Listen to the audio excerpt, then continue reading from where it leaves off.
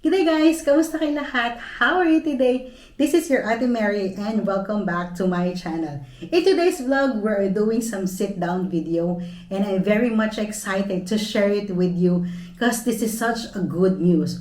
So without further ado, let's get started.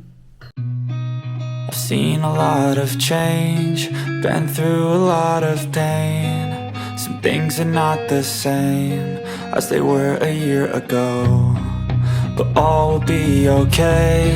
I move on each and every day. The past is where it stays, way back a year ago. The first good news is for the international student who are already here on Australia. If you are working in an aged care sector on or before 9th of May 2023, you are still can work full-time until the 3rd of December of this year. Well, as you all know, government have announced before that right beforehand, international students starting 1st of July of this year will come back on their work restriction as of 24 hours per week or 48 hours fortnightly, which is before it's only 20 hours per week. But as for those who are working in aged care, it was changed into no restriction, meaning you are allowed to work in full time. So this includes those students who are working as AIN, chef, kitchen hand, cleaner, and all of that. So as long as you're working in aged care, you are into that. But of course, let me remind you guys, you still have to comply with your student visa requirements such as attending your classes and doing your assessment. Overall, this is a good opportunity for all of us. So speaking of opportunity, let me give you more. Next is the introduction of the new 482 visa, which is the temporary visa or as we all know as working visa. In my previous video, I also mentioned that I am also granted a 482 visa as a residential care officer. My current employer sponsored me in this kind of visa. But right beforehand, I should have a prior experience, meaning in order for me to be sponsored, I need to have a 4,000 hour experience working in aged care or relevant occupation, or roughly working in an aged care around 2 years in full time.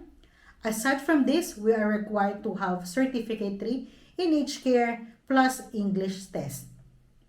Well, going back to the new 482 visa, the requirement is very simple and totally different from what I had. First, the government is giving temporary visa to direct care occupation like nursing support, personal care assistant, and aged care and disabled carer. An employer can also hire from overseas. Now, to be eligible, you need to study Certificate 3 in aged care or relevant study or 12 months working in a company. In addition, employer can also hire from overseas, like I said before, as long as the applicant had a skilled assessment.